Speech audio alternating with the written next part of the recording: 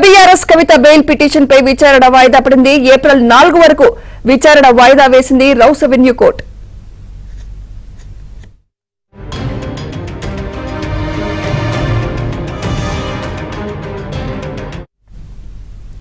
BRS కవిత bail petition పై విచారణ వాయిదా పడింది. ఏప్రిల్ 4 వరకు విచారణ వాయిదా వేసింది రౌస్ అవెన్యూ కోర్టు. ఇదే అంశంపై మరింత సమాచారం మా ప్రతినిధి సతీష్ అందిస్తారు. సతీష్, కవిత బెయిల్ పిటిషన్ పై విచారణ వాయిదా పడినట్టు తెలుస్తోంది. పూర్తి అప్డేట్స్ తెలియజేయండి సతీష్.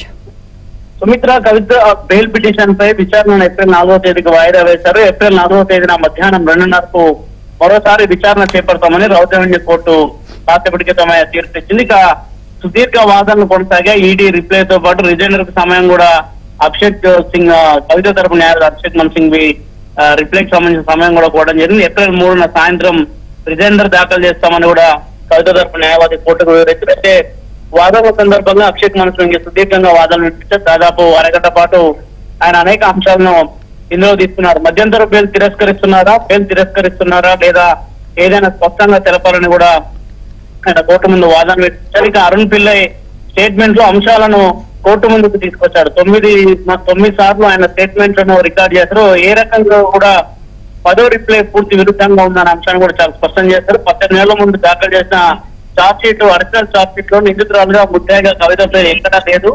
కానీ కవితకు సమాధానం అందించి ఆమెను అరెస్టు చేశారు. సుప్రీంకోర్టులో ఆ సందర్భంలో ఈడీ ఇచ్చిన అంశాలని కూడా పూర్తిగా కూడా ఈడీ అధికారులు దాన్ని ఒక అడుగు ముందుకేసి మరి కవితను అరెస్ట్ చేశారనే అంశాన్ని కూడా చాలా స్పష్టంగా ఈ రోజు తమ వాదనలు వినిపించారు. అయితే బెయిల్ సంబంధించిన అంశాల్లో మరికొంత విచారణ జరగాల్సింది. ఖచ్చితంగా ఈ సందర్భంగా బెయిల్ ఇవ్వద్దంటూ కూడా ఈడీ తరపు న్యాయవాదులు సైతం కూడా తమ వాదనలు వినిపించారు.